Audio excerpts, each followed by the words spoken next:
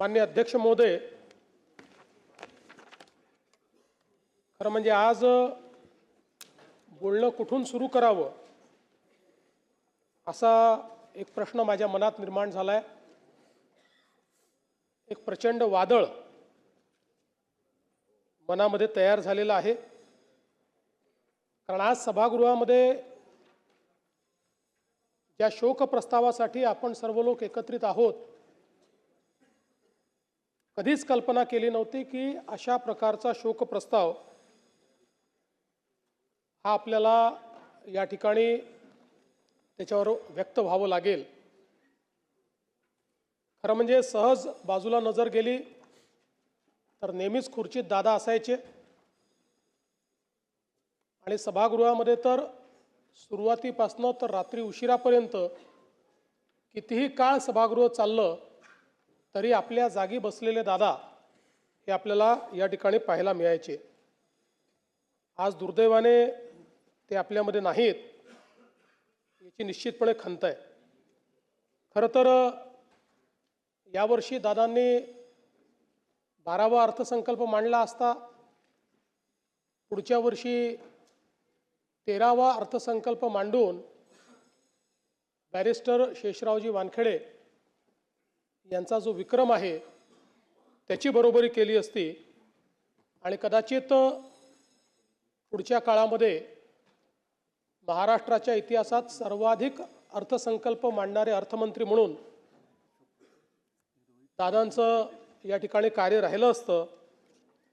पण अचानकपणे दादा आपल्यातनं निघून गेले आणि यावेळी हा अर्थसंकल्प मांडण्याची जबाबदारी या ठिकाणी माझ्यावर आली। खरं म्हणजे अर्थसंकल्पाच्या संदर्भात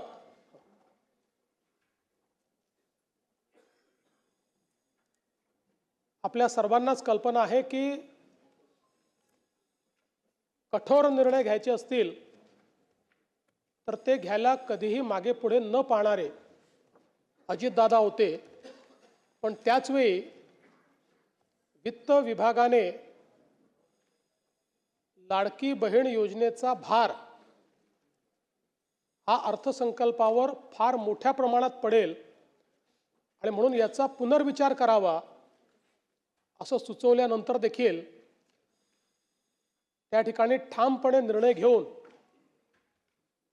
तो विषय मंत्रिमंडळापुढे आणण्याचं काम करणारे देखील अजितदादा होते। आणि आपल्या सगळ्यांना आठवतं की लाडकी बहीण योजनेनंतर अजितदादांनी गुलाबी जॅकेट घालणं सुरू केलं होतं आणि आम्हालाही सगळ्यांना ते जॅकेट घालायला लावलं होतं। आता या सगळ्या गोष्टी केवळ आठवणींमध्ये आहेत आणि म्हणून मला असं वाटतं की संपूर्ण सभागृह अत्यंत या परिस्थितीमध्ये दुःखी आहे। खरं तर अशा प्रकारचा प्रस्ताव मांडणं एक घटनात्मक जबाबदारी देखील आहे। पण मला असं वाटतं की माझ्याकरता एक अत्यंत भावनिक अशा प्रकारचा देखील हा प्रसंग आहे।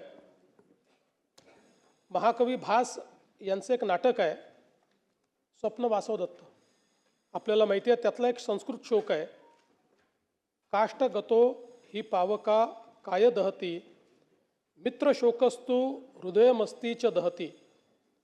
याचा अर्थ असा आहे की लाकूड जळते तेव्हा तो अग्नी केवळ शरीर जाळतो, पण मित्रशोक हा हृदय आणि अस्थिलाही अर्थात आपल्या अंतस्थ आत्म्यालाही जाळतो। अजितदादांसारख्या एका सच्च्या मित्राचा सहप्रवासाचा असा मृत्यू होणं ही खरं म्हणजे केवळ राजकीय हानी नाही तर आपल्या सर्वांच्याच अंतःकरणाला प्रचंड वेदना देणारी अशा प्रकारची बाब आहे। आपण असं म्हणतो की काही गोष्टींवर काळ केवळ हे औषध असतं, पण तरी देखील कितीही काळ गेला तरी काही वेदना या मात्र कमी होत नाहीत। अशा प्रकारची निश्चितपणे ही एक वेदना असणार आहे। आपण अनेक वेळा राजकीय नेत्यांच्या निधनानंतर पोकळी निर्माण झाली अशा प्रकारचं वक्तव्य करतो। खरं म्हणजे ज्यावेळी एखादा ज्येष्ठ नेता आपल्यातनं ते निघून जातात. अनेक वर्ष त्यांनी काम केलेलं असतं. त्यावेळी त्यांच्या निधनाने त्यांची कमतरता जाणवते, ती पोकळी नसते. पण ज्यावेळी अजितदादांसारखा एक व्यक्ती जो राजकीय क्षेत्रामध्ये स्थिरावलेला आहे, ज्यांनी राजकीय क्षेत्राला वेगवेगळ्या पद्धतीनं पादांकरात केलं आहे, ज्यांनी राजकीय क्षेत्रामध्ये आपलं स्वतःचं अस्तित्व नेतृत्व निर्माण केलं आहे आणि ज्या व्यक्तीकडे समाज आणि संपूर्ण क्षेत्र भविष्याच्या दृष्टीनं पाहत आहे, असा व्यक्ती ज्यावेळेस निघून जातो त्यावेळी खऱ्या अर्थानं पोकळी निर्माण झाली हा जो शब्द आहे, त्या शब्दाची व्याख्या काय आहे हे आपल्याला लक्षात येते. कारण तो असा क्षण असतो की ज्यावेळी आपल्याला लगेच लक्षात येतं की आता अशा प्रकारचे अजितदादा दुसरे होऊ शकत नाही. त्यामुळे ही जी पोकळी आहे ही पोकळी भरून काढणं हे अत्यंत कठीण आहे. आणि म्हणून मला असं वाटतं की खऱ्या अर्थानं त्यांचं अकस्मात निधन हा आपल्या सर्वांकरता एक धक्का देखील त्या ठिकाणी आहेच. खरं म्हणजे मंत्रिमंडळाच्या बैठकांमध्ये, जनतेमध्ये जात असताना, प्रसार माध्यमांमध्ये, जाहीर कार्यक्रमांमध्ये, अधिवेशन चालू झाल्यानंतर अजितदादांचं अस्तित्व हे सगळीकडे ठळकपणे जाणवायचं. कारण आपल्याला कल्पना आहे की प्रत्येक गोष्ट ही शिस्तीत झाली पाहिजे अशा पद्धतीनं सातत्याने अजितदादांचं त्या ठिकाणी म्हणणं असायचं. आणि सकाळी 6 वाजल्यापासून काम करणारा नेता अशा पद्धतीनं त्यांची ख्याती होती. कार्यमग्नता जीवन व्हावे, मृत्यू हीच विश्रांती हे काव्यवचन खरं म्हणजे अजितदादांच्या जीवनाकडे आपण बघितलं तर आपल्याला ते सत्य वाटतं. कारण अखंड जीवनामध्ये कार्यमग्न असलेले अजितदादा, प्रत्येक क्षणाचा नीट उपयोग करणारे अजितदादा, कुठलीही गोष्ट नियोजन केल्याशिवाय न करणारे अजितदादा, या सगळ्या गोष्टी मला असं वाटतं की राजकारणामध्ये खूप विरळ आपल्याला पाहायला मिळतात. खरं तर त्यांचा आणि आमचा दोघांचाही जन्म 22 जुलैचा. दादा माझ्यापेक्षा 11 वर्ष मोठे होते, खऱ्या अर्थानं माझे दादाच होते. आणि मला असं वाटतं की गेल्या जवळपास 1 दशकापेक्षा जास्त काळ, ते तर सोबत कदाचित उशिरा आले आमच्या, पण 1 दशकापेक्षा जास्त काळ अतिशय आमची जवळीक होती, अतिशय चांगली मैत्री होती. त्याच्या आधी देखील आमची, कारण मी 99 साली आलो, त्यानंतर दादांची ओळख झाली, संबंध आणले. पण मी असं म्हणेन की साधारण 2014 नंतर एक भावनिक नातं हे दादांशी तयार झालं. मी अनेक वेळा माझ्या मुलाखतीत म्हणायचो की राष्ट्रवादी काँग्रेस आमचं स्ट्रॅटेजिक पार्टनर आहे. पण त्याचवेळी माझ्या मनात मात्र मला हे पक्कं माहिती होतं की अजितदादा हे काही स्ट्रॅटेजिक पार्टनर नाही आहेत, तर अंतःकरणातनं आपल्यावर प्रेम करणारा अशा प्रकारचा आपला मित्र म्हणून खरं म्हणजे अजितदादांकडे मी बघितलं आणि त्यांनीही माझ्याकडे त्याच पद्धतीनं बघितलं. आणि जीवनभर मला असं वाटतं की आमचं ते नातं त्यांच्या अंतिम दिवसापर्यंत कायम होतं. मला आजही आठवतं की 27 जानेवारी 2026ला मंत्रिमंडळाची बैठक झाली, त्यानंतर पायाभूत सुविधांची बैठक झाली. त्याही बैठकीमध्ये अजितदादांनी आपल्या नेहमीच्या सिग्नेचर पद्धतीने सगळ्यांना, जे अधिकारी होते त्यांना विचारलं की मी आज सकाळी माहिती घेतली आहे आणि ज्या प्रकारे कॅपिटल एक्सपेंडिचरमध्ये ग्रॉस व्हॅल्यू ॲडिशन काही राज्यांमध्ये होतं तेवढं आपल्या राज्यात का होत नाही, या संदर्भात तुम्ही काय कारवाई करणार आहात. आणि मग अधिकाऱ्यांनी सांगितलं कॉस्ट ओव्हररन कसे होतात, प्रोजेक्ट्स कसे डिले होतात, त्याच्यामुळे ग्रॉस व्हॅल्यू ॲडिशन का होत नाही. त्यानंतर मग सार्वजनिक बांधकाम विभागाचं एक प्रेझेंटेशन झालं, त्यात त्यांनी त्यांच्यावर 700 कोटी रुपयाची डिक्री ही जी न्यायालयाने केली होती ती कशी त्यांनी त्या ठिकाणी उच्च न्यायालय सर्वोच्च न्यायालयातनं डिक्री त्या ठिकाणी कॅन्सल केली आणि ज्यांनी डिक्री आणली त्यांच्यावरच कसा फाईन झाला अशा पद्धतीचं प्रेझेंटेशन केलं. त्यावर दादा गमतीने असं म्हणाले, पुढच्या वेळेसपासून असेच तुम्ही फक्त प्रस्ताव या ठिकाणी आणत जा. आणि ती सगळी बैठक आम्ही संपवली. त्यानंतर माझ्या अँटी चेंबरला आम्ही गेलो.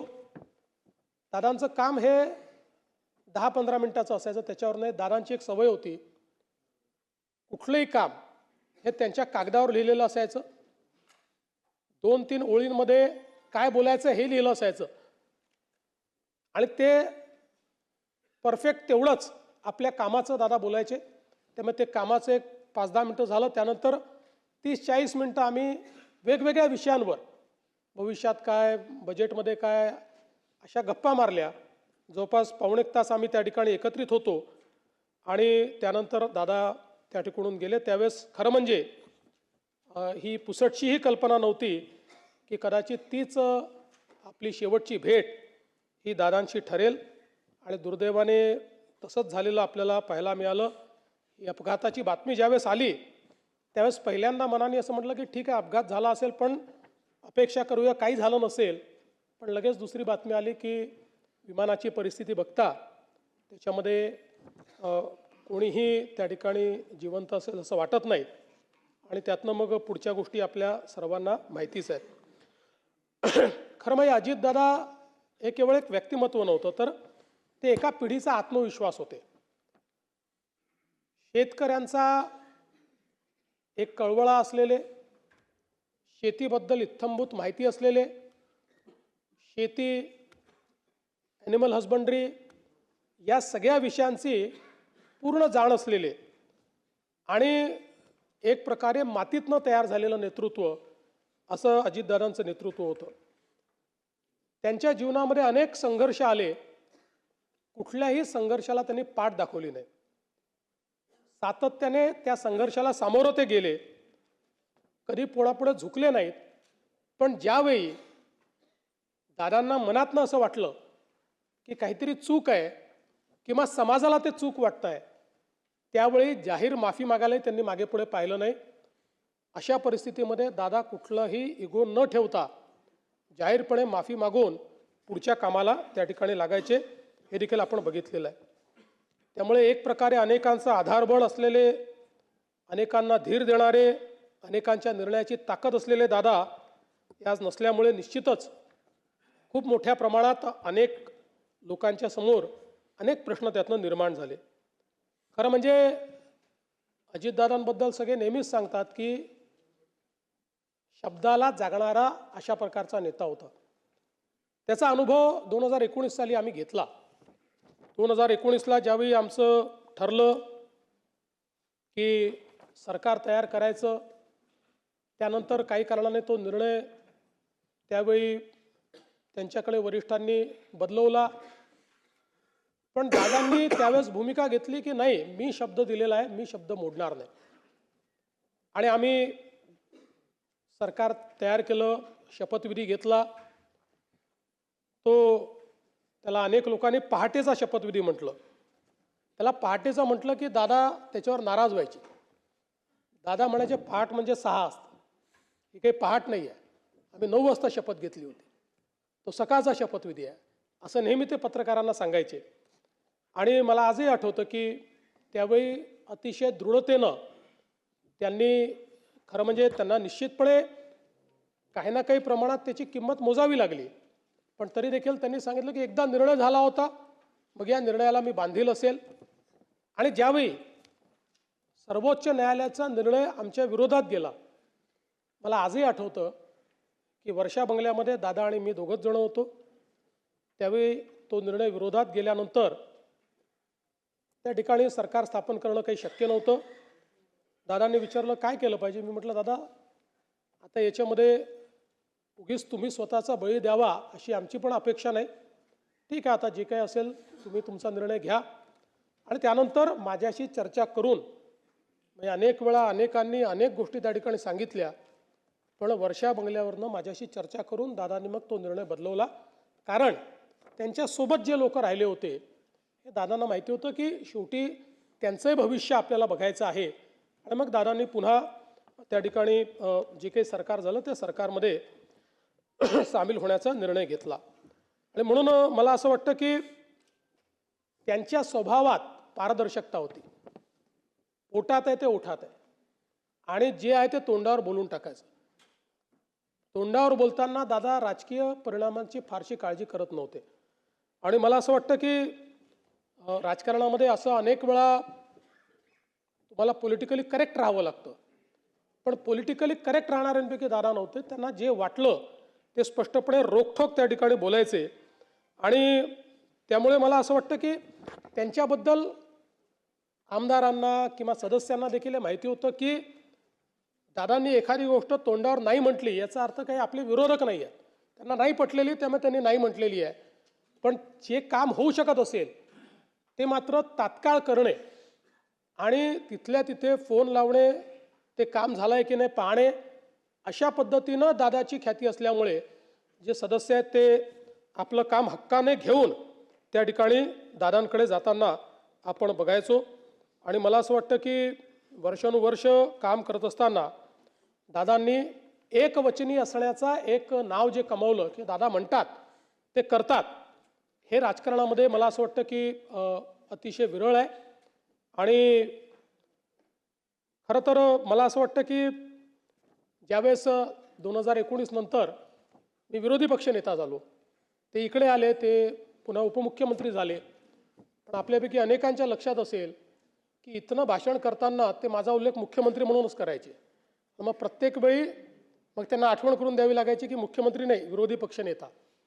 आणि मला असं वाटतं की त्यानंतर कदाचित त्यांचे ते शब्द जे आहेत ते सत्य झाले. आम्ही एकत्रित आलो, आम्ही दोघेही उपमुख्यमंत्री झालो, नंतर मी मुख्यमंत्री झालो, पुन्हा शिंदेसाहेब आणि ते उपमुख्यमंत्री झाले. आम्ही खरं म्हणजे आमच्या अनेक गोष्टींवर गप्पा देखील व्हायच्या, अनेक गोष्टींवर बोलायचो. दादांना क्रिकेटची आवड होती, त्याच्यावरही अनेक वेळा आमची चर्चा व्हायची. आणि आम्ही जेव्हा एकत्रित प्रवास करायचो त्यावेळी दादांच्या अनेक ज्या काही सवयी होत्या त्यात दादांना मला नेहमी आठवतं की दूध प्यायला आवडायचं. त्यामुळे आमच्या विमानात किंवा हेलिकॉप्टरमध्ये कोल्ड्रिंक असू द्या, काही असू द्या, जे कोल्ड मिल्क असतं, आणि दादा सांगायचे मी शेतकऱ्याचा मुलगा आहे, रोज हळदीचं दूध पितो आणि मला कुठल्याही म्हणजे कोल्ड्रिंक किंवा याच्यापेक्षा दूध प्यायला आवडतं. अशा अनेक सवयी दादांच्या एकदम नजरेसमोरून जातात. दादा चप्पल घालायचे पण पाय नेहमी स्वच्छ ठेवायचे. त्यांना ती एक सवय होती की बसल्या बसल्या आपला पाय स्वच्छ करायचे ते. त्यामुळे अशा ज्या गोष्टी आहेत त्या अशा आज माझ्या नजरेसमोरून चाललेल्या आहेत. पण मला असं वाटतं की त्यांच्या काही सवयी ज्या होत्या या इतक्या महत्त्वाच्या होत्या. त्यातली सगळ्यात महत्त्वाची सवय म्हणजे त्यांचा वक्तशीरपणा. कधीही कुठल्याही ठिकाणी 1 मिनिटं आधी पोचायचं म्हणजे पोचायचं. ज्यावेळी आम्ही तिघवतो, शिंदेसाहेब मुख्यमंत्री होते, मी उपमुख्यमंत्री होतो, दादे उपमुख्यमंत्री होते. 12 वाजताचा कार्यक्रम असेल तर दादा 11:59ला पोचणार, मी 12:05ला पोचणार आणि शिंदेसाहेब थोड्या वेळेमध्ये, नाही एवढं नाही, पण एक 15-20 मिनटं अजून ते मागे पुढे.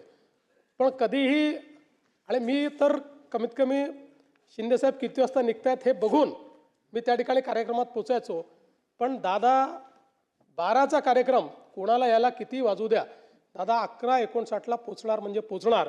आणि मला असं वाटतं की ही त्यांचं वक्तशीरपणा, म्हणजे सकाळी 9ची बैठक असेल, त्यांनी बोलवली असेल तर अधिकाऱ्यांना माहिती असायचं की 8:59ला दादा खुर्चीवर असणार, त्यामुळे त्याच्या आधी आपण पोचलं पाहिजे. मंत्रालयामध्ये कुठल्याही अधिकाऱ्यांपेक्षा लवकर पोचणारे दादा होते. मला असं वाटतं की मंत्रालयाची सुरुवातच दादा करायची आणि सकाळी 9 वाजता मंत्रालयात आपल्या चेंबरमध्ये जाऊन दादा बसायचे. तिथे मिटिंगा घ्यायचे, त्यांचं कामकाज करायचे. आणि म्हणून कधीही कामकाज अडलेलं आहे, फाईल थांबलेली आहे, दादा उपलब्ध नाही म्हणून निर्णय होत नाही, असं कधी झालं नाही. एखादा निर्णय जर त्यांना पटला नाही तर मात्र त्या ठिकाणी ते स्पष्टपणे सांगायचे, फाईल थांबवायचे, चर्चा करायचे. पण आपलं जे काम आहे ते काम मात्र ते सातत्याने करायचे. आणि दुसरा त्यांचा स्वभाव होता की मंत्रिमंडळात किती विषय असले तरी प्रत्येक विषयाचा नीट अभ्यास करून दादा यायचे. प्रत्येक विषयाची एक नोट त्यांच्याकडे असायची आणि त्या विषयात जर काही किंतु परंतु असेल तर तो किंतु परंतु त्या ठिकाणी ते मांडायचेच. आणि अनेक वेळा अगदी साधे विषय जे असायचे की ज्याच्यावर चर्चेची गरज नाही, सचिव उभा राहिल्याबरोबर दादा म्हणायचे ठीक आहे मान्य आहे, आणि दादांनी मान्य आहे म्हटल्यानंतर तो विषय सगळ्यांना मान्यच असायचा. त्यामुळे मला असं वाटतं की ही देखील एक क्वालिटी त्यांची होती की नीट विषयाचा अभ्यास करून, आणि नुसता अभ्यास करून नाही तर त्या प्रत्येक मंत्रिमंडळातल्या विषयाची 4 ओळींची नोट ही नेहमी दादांजवळ असायची की जी ते मांडायचे, आणि त्यातनं त्यांचं एखाद्या विषयावरची जी पकड आहे ती पकड आपल्याला त्या ठिकाणी पाहायला मिळायची. खरं म्हणजे दादांच्या संदर्भात अनेक लोक अनेक गोष्टी सांगू शकतील, त्यांच्या वक्तशीरपणाबद्दल देखील अनेक या ठिकाणी आपल्याला गोष्टी सांगता येतील. पण हे सगळं होत असताना वरकरणी दादा अतिशय कडक अशा प्रकारचे वाटायचे. पण माझा अनुभव असा होता की पहिल्यांदा एखाद्याशी कडक बोलल्यानंतर मग त्याच्याशी ते प्रेमळ देखील बोलायचे. आतून ते अतिशय प्रेमळ होते. त्यात त्यांचा स्वभाव होता की पहिल्यांदा एखाद्याला जसा मिलिटरीचा अधिकारी एकदम स्ट्रेट करतो असा स्ट्रेट करायचे, आणि त्यानंतर मात्र त्या व्यक्तीला सांभाळून घ्यायचं आणि त्या व्यक्तीचं जे काही कार्य आहे ते कार्य करायचं. हे खरं म्हणजे दादांचं आपण काम पाहिलं. पण हा सगळा वक्तशीरपणा, हे सगळं घड्याळाच्या काट्याने चालणं, या सगळ्या गोष्टी जरी खऱ्या असल्या तरी पहिल्यांदाच दादांनी टायमिंग मात्र चुकवलं. आणि ते टायमिंग म्हणजे ज्यावेळेस राजकारणामध्ये खूप मोठी इनिंग दादा खेळतील हे आपल्या सगळ्यांना दिसत होतं. अशा परिस्थितीमध्ये त्याने पहिल्यांदा जीवनाचं टायमिंग चुकवलं आणि त्याची हळहळ ही आपल्या सर्वांना नेहमीच राहील. खरं तर दादा 6 वेळा उपमुख्यमंत्री झाले. सर्वाधिक वेळा उपमुख्यमंत्री होण्याचा मान त्यांना मिळाला. पण अनेक वेळा ते असं म्हणायचे की मी कधीतरी मुख्यमंत्री होईल पण मी उपमुख्यमंत्री मात्र नेहमी राहील. अशा पद्धतीनं अनेक वेळा गमतीने ते म्हणायचे. आज मी असं म्हणू शकतो, Ajitdada Pawar was the best chief minister Maharashtra never had. एक जो चांगला मुख्यमंत्री महाराष्ट्राला मिळू शकला असता तो अजितदादांच्या रूपानं आता आपल्यामध्ये नाही. आणि मला विश्वास आहे की शेवटी कधीतरी त्यांचं स्वप्न देखील नियतीने पूर्ण केलं असतं. त्यांच्यात ती क्षमता निश्चितपणे होती. शेवटी राजकारणामध्ये वेगवेगळ्या प्रकारचे गणितं असतात, पण क्षमतेचा जर विचार केला तर मुख्यमंत्री पदाकरता पूर्णपणे क्षमता असलेलं नेतृत्व हे अजितदादांचं होतं. खरं तर मी असं म्हणेन की राजकारणामध्ये आपल्याकडे अनेक नेते आहेत, अनेक दादा आहेत, आणि सगळ्याच दादांनी चांगलं काम केलं आहे. पण महाराष्ट्रामध्ये वसंतदादा आणि अजितदादा ही 2 नावं अशी आहेत की ज्यांना दादा म्हणून नेहमीच महाराष्ट्र हा त्यांच्या कामाकरता या ठिकाणी लक्षात ठेवेल. दादांनी सुधाकरराव नाईकांच्या मंत्रिमंडळात ज्यावेळेस काम केलं त्यावेळी खरं म्हणजे सुरुवातीच्या काळामध्ये जेव्हा दादा मंत्री झाले त्यावेळी थोडा त्यांचा स्वभाव अबोल होता, किंवा नेमकं तेवढं काम करायचं अशा प्रकारचा त्यांचा स्वभाव होता. त्यामुळे पहिल्यांदा लोकांचा दृष्टिकोन असा होता की एका मोठ्या घराण्यातला माणूस आहे, हा मंत्री झालेला आहे.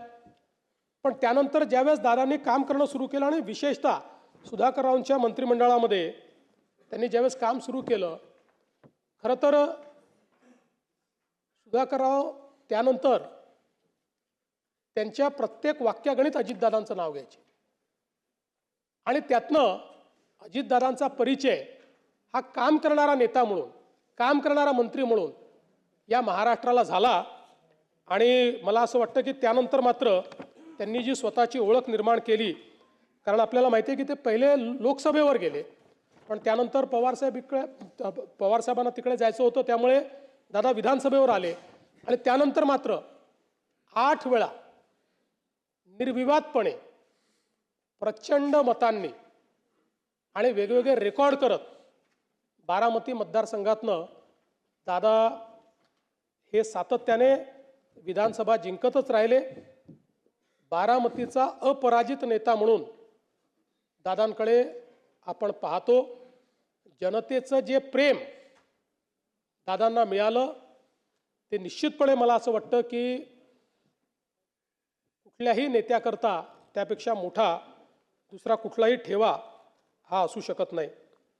आपल्याला या ठिकाणी माहिती आहे की विकास प्रकल्पांच्या बाबतीत दादा नेहमी सकारात्मक असायचे.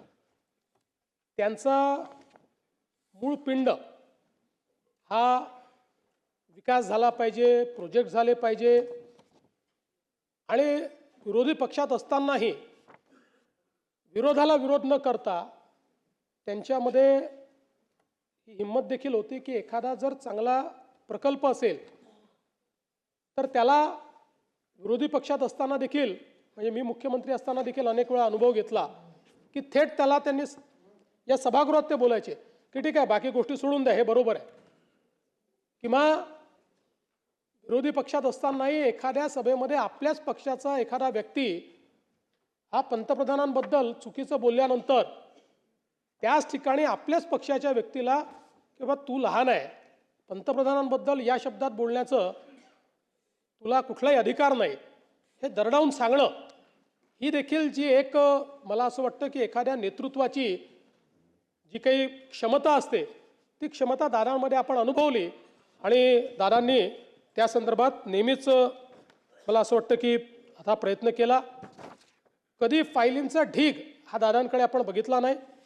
अधिकाऱ्यांना बोलवायचं, तिथे निर्णय करायचे, त्यांच्याकडनं समजून घ्यायचं आणि एकदा पटलं की त्याची पाठराखण करायची, अशा पद्धतीनं ते सातत्याने काम करायचे. आज समाज माध्यमांमध्ये दादांचे अनेक व्हिडिओ आपण पाहतो. त्यांच्या म्हणजे तसा मूळ दादांचा स्वभाव हा जरी सिरियस वाटत असला तरी त्यांच्या भाषणांमध्ये मात्र खूप खुमासदारपणा असायचा. आज आपण अनेक त्यांची भाषणं जी काही समाज माध्यमात पाहतो, त्यांचे अनेक शॉर्ट्स पाहतो, अनेक त्यांचे पोस्ट पाहतो, लोकांनी केलेले अनेक त्यांचे जे व्हिडिओज आहेत ते पाहतो. त्यामुळे त्यांच्या भाषणामध्ये अगदी सरळ सोप्या भाषेमध्ये त्या ठिकाणी ते विनोद करायचे आणि त्यामुळे लोकांना ते आवडायचं. किंवा पत्रकार परिषदेमध्येही अनेक वेळा एका वाक्याचं एका शब्दाचं उत्तर असं देऊन पत्रकारांना एखाद्या गंभीर विषयांवर नाकारलेले उत्तर आणि त्या ठिकाणी उत्तरही दिलं नाही, त्यांना बोलायला संधी मिळाली नाही, अशा पद्धतीनं दादांचं आपल्याला त्या ठिकाणी काम पाहायला मिळायचं. आणि कुठल्याही सवय नसलेल्या दादांची एकच सवय होती, ती म्हणजे काम. He was a workaholic person. कुठलंही काम दादांनी ज्या क्षेत्रात काम केलं त्या क्षेत्रामध्ये दादांनी उत्तम काम केलं. माननीय पवार साहेबांनी देखील लोक माझे सांगती या पुस्तकामध्ये दादांचं वर्णन करताना लिहिलं आहे, अजितच्या कामांचा झपाटा, सहकाऱ्यांना विश्वास देण्याची त्याची पद्धत आणि कितीही काम करण्याची त्याची तयारी, यामुळे त्याच्या नेतृत्वाबद्दल विधिमंडळ सदस्यांच्या मनात सन्मानाचे स्थान आहे. अजितची ही स्वकष्ट अर्जित कमाई आहे, असं पवारसाहेबांनी देखील त्यांच्याबद्दल लिहिलेलं आहे. साहित्य क्षेत्रामध्ये मधु मंगेश कर्णिक यांनी सांगितलेला किस्सा आहे की ज्यावेळेस मालगुंडला केशवसुतांच्या स्मारकाकरता निधीची कमतरता होती तर त्यांना सांगितलं की तुम्ही अजितदादांकडे जा. तर त्यांच्या मनात शंका होती की दादांकडे गेल्यानंतर त्यांना या स्मारकाचं इतकं महत्त्व वाटेल का किंवा हे महत्त्वाचं असेल का. आणि त्यावेळेस ते दादांकडे गेले. दादांना सहकार चळवळीच्या संदर्भात, शिक्षणाच्या संदर्भात, उद्योगाच्या संदर्भात तर सगळ्या लोकांना माहितीच होतं की किती त्यांची आस्था आहे.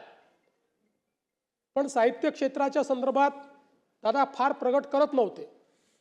पण ज्यावेळेस ते त्या ठिकाणी गेले त्यावेळेस दादांनी त्यांना सांगितलं की केशवसुतांचं स्मारक हे झालंच पाहिजे. तात्काळ त्याकरता निधी दिला आणि स्वतः फोन करून मधु मंगेश कर्णिकांना सांगितलं की हा निधी मी दिलेला आहे, काम इमिजिएट झालं पाहिजे आणि कुठेही निधी कमी पडला तर तो निधी तुम्ही मला मागा, पण हे स्मारक महाराष्ट्राच्या अस्मितेचं स्मारक आहे. त्यामुळे हे स्मारक करण्याकरता तुम्हाला जी मदत लागेल ती मदत मी त्या ठिकाणी करणार आहे. दादांनी एक किस्सा सांगितला होता की ते म्हणाले मी असं ठरवलं होतं की आधी घर बांधायचं त्यानंतर लग्न करायचं. आणि 1980च्या दशकामध्ये सिमेंटची तीव्र टंचाई होती. आणि मग त्यांनी सांगितलं की काय करायचं. मग त्या काळामध्ये सिमेंटचं रेशनिंग होतं.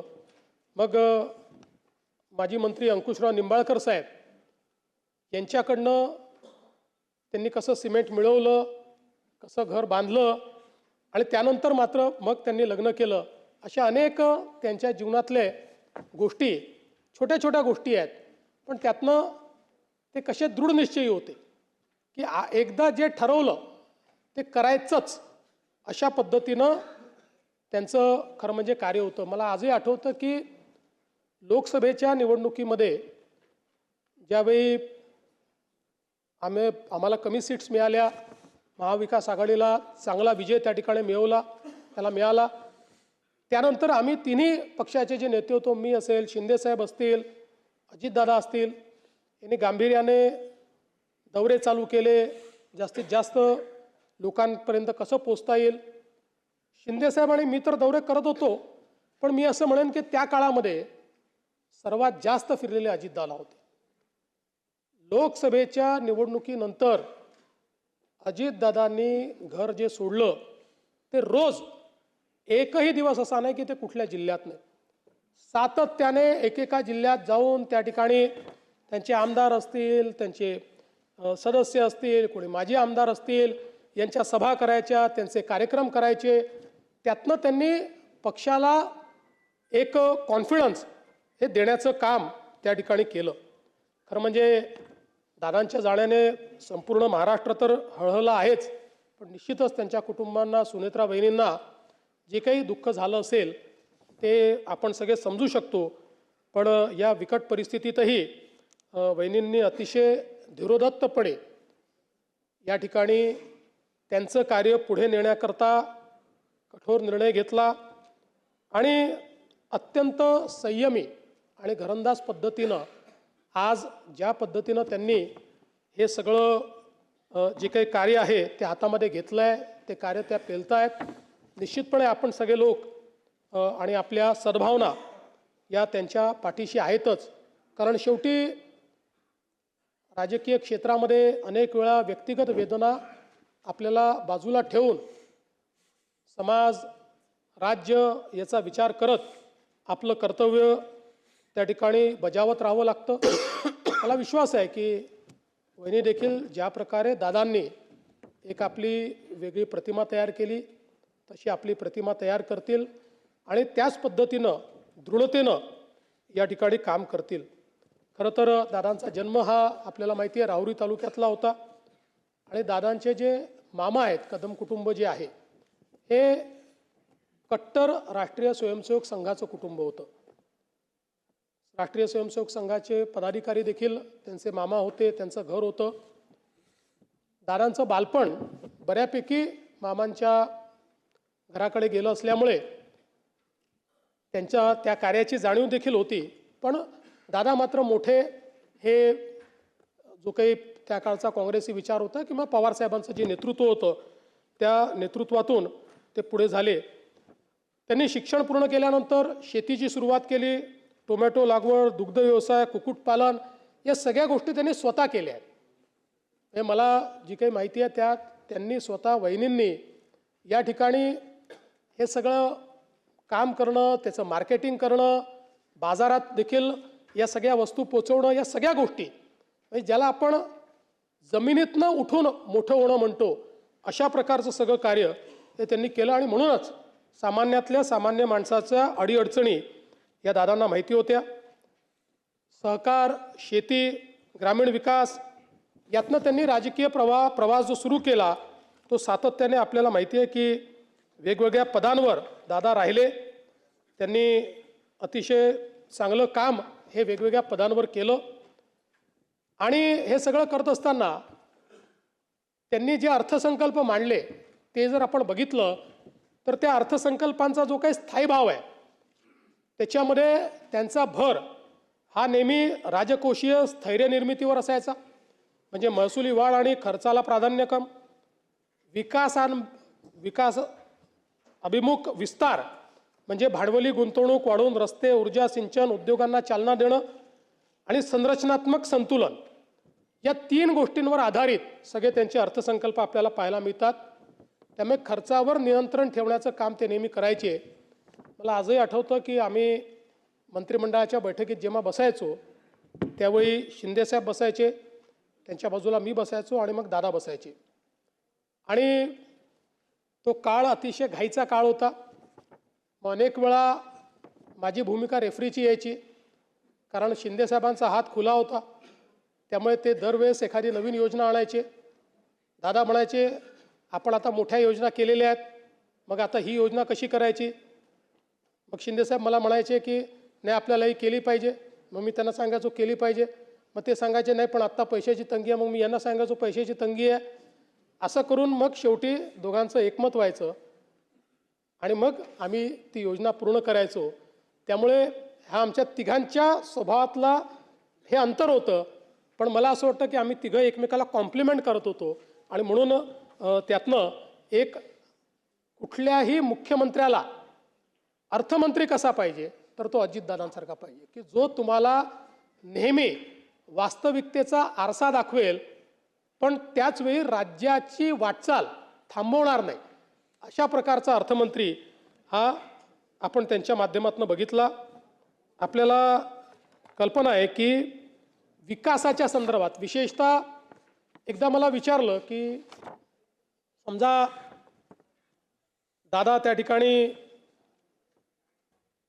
जर मंत्री झाले नसते तर काय झाले असते. मी बोलताना म्हटलं त्यांच्यात शिस्त तर पोलीससारखी आहे, कदाचित पोलीसमध्ये घेतले असते. हाडाचे शेतकरी आहेत तेव्हा कदाचित शेतकरी झाले असते.